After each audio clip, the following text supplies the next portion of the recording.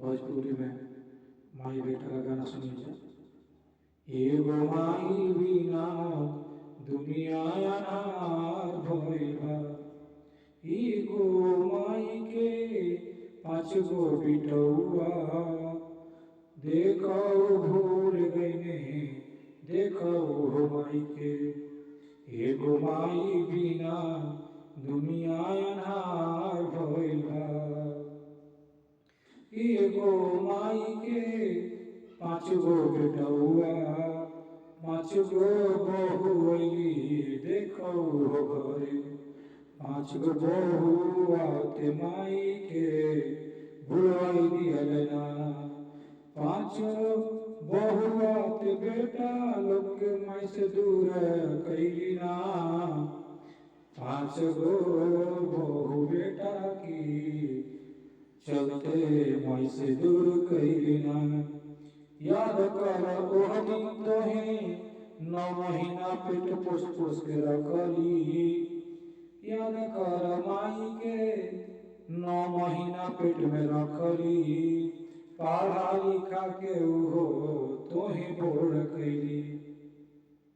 याद कर माई तोहे पेट में 9 महीना रखली, गुहा मुत पोस पाल के तोहे बोर कैली। आवते में हरी के तू भुलैल माई के, आवते मेहरी के भूला कैल माई बाप के। आवते मेहरी के भूला कैल देख माई के। एगो माई बिना दुनिया अन्हार भइल बा, एगो माई बिना दुनिया अन्हार भइल बा, एगो माई के पाँच गो बेटौआ, पाँच गो तैया देख उनका घरे बहू। पाँच गो बहू अइली पाँच घर से तो पाँच टाइप दिमाग लोक बात देख। आवत बहू लोग सास के भुलाई गई ना, आवते सास लोग आवते पतो लोग सास के भुलाई गई ना। आवत सास लोग के पतो भुलाई गई ना। 1 महीना 2 महीना रही देख निक से, बाद में कुल देख माई से अलगी करवली। अलगी बिलगी देख माई बेटा से करवली, ऐसन पतो हम का गुण कही।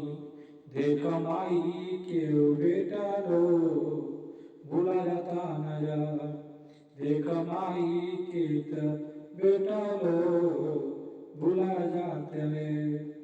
मानी की औरत पाया घसा ले आप लोग तो एक ही माई की बेटा ही है, वो दर्द के मत भूल लीजिए। आवते माई आवते मेहरी के माई के भुलाई गई ना, देख आवते तुम्हारी के भुलाई गई ना। आवते मेहरी के माई के भुलाई गई ना, आवते मेहरी के माई के भुलाई गई ना। आवते मेहरी के माई के भुलाई गई ना, आवते मेहरी के माई के भुलाई गई ना।